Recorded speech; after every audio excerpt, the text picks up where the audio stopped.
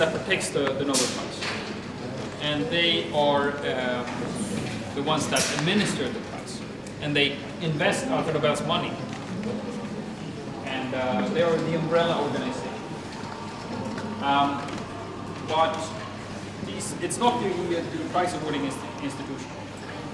These organizations make the decision when it comes to who gets the prize. And they got this responsibility directly from Alfred Nobel back in 1896, in his will. He said that he wanted the medicine prize to be awarded by the Karolinska Institutet in Stockholm, the university.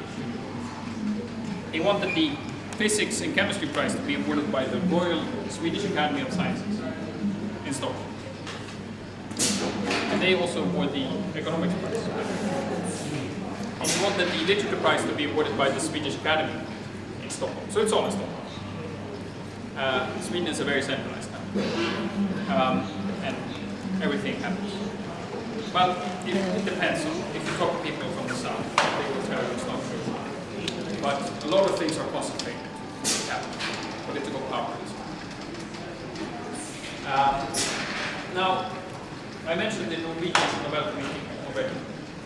Alfred Nobel wanted a committee chosen by the parliament in Norway. And these institutions really have the sovereign right to make the decision when it comes to who gets the prize. And they are not, I know a lot of people talk about influence from outside, but I don't really believe that's a big problem. You might talk about influence from the inside. The members here, they might have political opinions and so on. But there's one thing that is important to remember, and that is that the Nobel Prize is a private prize. It was created by an individual, Alfred Nobel, and it's given by a private foundation here in Sweden. It's not given by the state. It's not given by the Norwegian state. It's a private prize. And the money still comes from Alfred Nobel. They are not dependent on funds from outside. It's still the same money. And they only use the interest, so they will never run out of money. It takes more than a year to find a Nobel laureate. And the entire process is supposed to remain secret. So the only way to know if you were ever considered for the Nobel Prize is to actually get the Nobel Prize. So you might have been on the short list last year. Theoretically, it's possible. But it's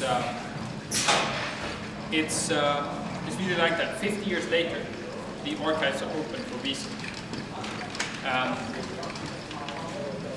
But until then, we don't know. This also means that when you get that call, when they call you in October, you will be the first one to know outside of this small group of people. They call the laureate himself or herself in the morning. And if you live in California, in the US, for example, it's very early in the morning. Very, very early. And it's a big surprise. On the other hand, I don't think anyone would confess that it is that way, but I think a lot of scientists are actually staying up that night. Or like thinking, maybe they'll call me tonight. Because, like I said, you might have to wait a long time for the prize.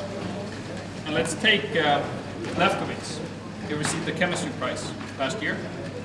I mean, a lot of his friends working with the same thing almost got the prize.